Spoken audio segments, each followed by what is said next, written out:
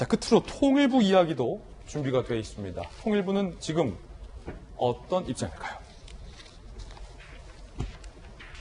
기자가 물어봤습니다. 이번 건과 관련해 북한에 연락 취했나? 통일부는 북측과 연락할 수단이 없는 상태다. 자, 북측과 연락할 수단이 없는 상태. 그러니까 북한에 연락을 했느냐?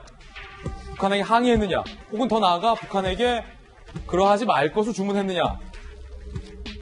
여러 가지 의미가 있겠어요. 기자의 질문은. 그런데 연락을 했다 안 했다 라는 표현 대신 북측과 연락할 수단이 없는 상태다. 그러니까 미루어 짐작컨대 그렇기 때문에 연락할 수 없겠다라는 의미로 해석이 되는데, 자, 일단 이재명 기자, 이 통일부의 답변은 우리가 어떻게 봐야 합니까? 얼마 전까지 분명 신임 통일부 장관인 이인영 통일부 장관은 북한과의 스몰 물물 교환 교육을 통해서라도 어떻게든 남북 관계를 풀어보겠다라고 밝히지 않았습니까? 그때도 북한과 연락 수단은 없었던 것은 지금과 마찬가지 상황이었을 텐데요.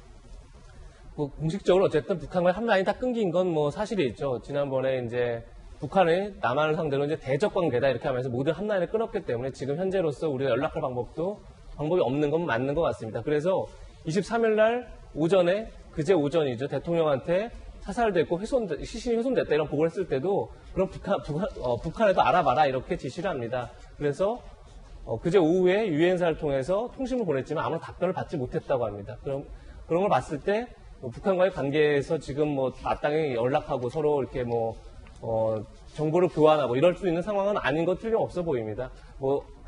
질문 자체에 대한 답변이 잘못됐다 이렇게 볼 수는 없겠지만 지금 통일부가 어쨌든 굉장히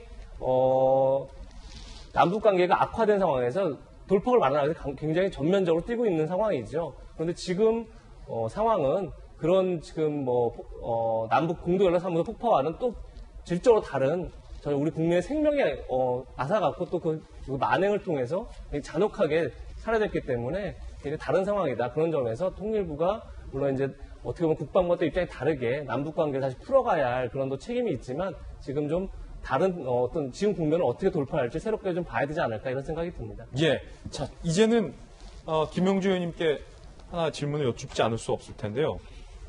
우리 정부가 어떻게 대응을 해야 할 것인가? 관련된 질문을 지금 저희가 드리지 못했어요. 마지막으로 그 부분만 좀 듣겠습니다. 자, 이제 강하게 말로 유감을 했는데, 말로 유감은 지금까지 북한의 도발에 있어서 계속해 왔었고, 실질적으로 우리 정부가, 청와대가, 군이 어떻게 대응해야 됩니까?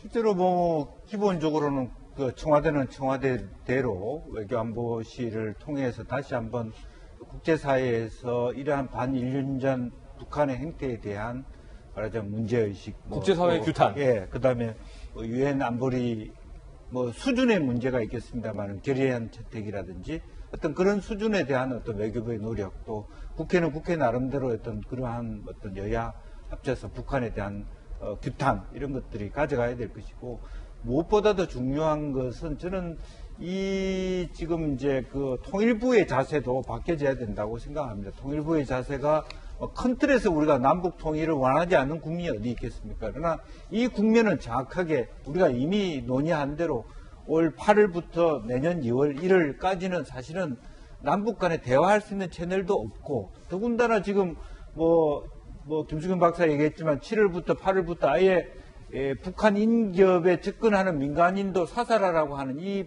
판국에 대하여 우리가 어떻게 대응할 것인가에 대한 종합적인 국가적 대응 방안이 있어야 됩니다. 그것은 우리도 그만큼 말하자면 북을 엄격하게 대해야 된다라고 하는 그런 입장을 먼저 대통령께서 대외적으로 공표하시고 끝까지 책임을 묻겠다는 의지를 국민이 납득할 수준으로 높여야 될 것 같습니다. 네.